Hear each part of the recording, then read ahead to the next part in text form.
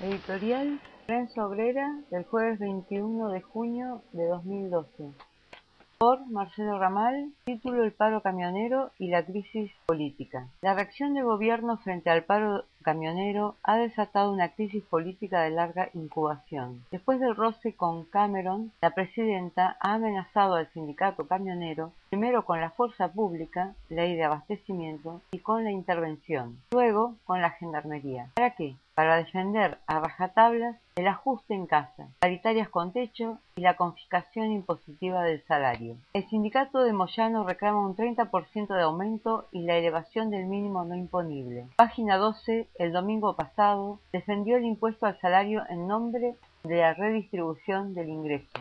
La advertencia de una intervención a los camioneros tiene como antecedente la amenaza de retiro de la personería a los técnicos aeronáuticos por parte del camporista Kicillof, y coloca al gobierno nacional y popular en la saga de la revolución libertadora. El arbitraje oficial contra la clase obrera se lleva adelante con unos métodos encarnizados que jamás se pusieron en marcha contra los especuladores capitalistas. Moyano, por su parte, se manifestó dispuesto a bajar la pretensión de aumento del 30%, el gobierno sube el mínimo no imponible, pero no dijo de cuánto tiene que ser esa suba, lo que deja la puerta abierta a un acuerdo en torno de un aumento efectivo inferior. Según los mentideros oficiales, Cristina Fernández de Kirchner piensa elevar el mínimo después del Congreso de la CGT, pero no en más de un 20%, en línea con los aumentos homologados en las paritarias. Esa variante deja la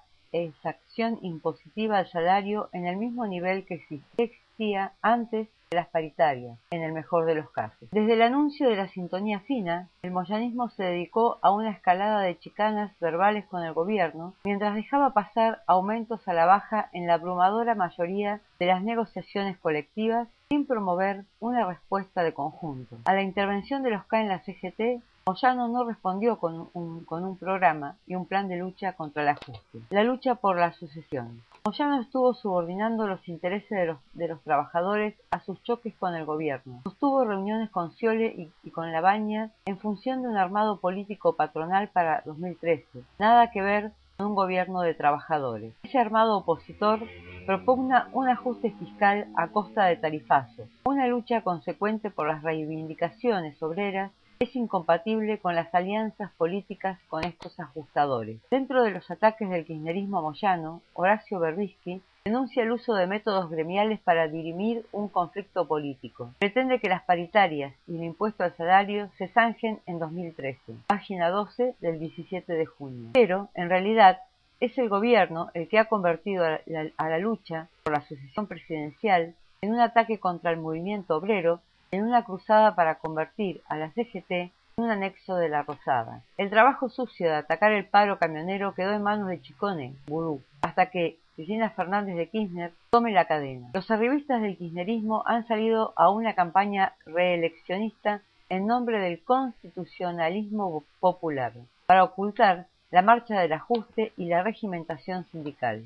El kirchnerismo viene condicionando la ayuda nacional para el pago de los sueldos bonaerenses a que Sciole desista de armar una lista propia para las parlamentarias de 2013. Por ahora, el oxígeno oficial llegaría para pagar los sueldos de junio, aunque el anuncio del pago en fecha quedó en manos del cristinista Mariotto. Plan de lucha. Con su largo inmovilismo, Moyano confiaba en salvar la ropa de la paritaria camionera al final de las restantes negociaciones colectivas. Pero el gobierno resolvió que cualquier aumento de salarios de los camioneros debería ser bancado sin la ayuda estatal, como también ocurre en ferroviarios o en Luz y Fuerza. El ajuste de los subsidios oficiales se opera a través de los trabajadores, no de la gestión capitalista. Al final, un paro obrero terminó concentrando todos los elementos de la crisis política. Los límites del moyanismo para dar una respuesta a esta escalada son insuperables. La crisis planteada exige un planteo y un programa de la clase obrera